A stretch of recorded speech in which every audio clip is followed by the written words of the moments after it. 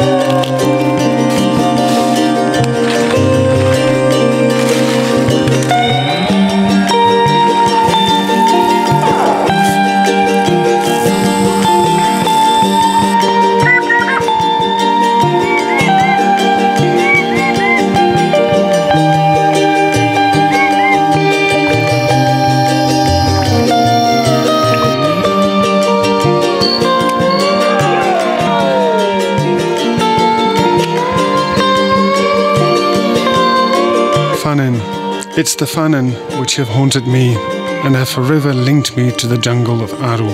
It's the call of the Fanen that since the beginning of 2001 has never left me, which has transformed itself into a true photographic obsession. So I visit them yet again to pursue my quest, to follow my Fanen, those wild and rare birds of paradise dancing in the canopy, which some of the wise elders know how to call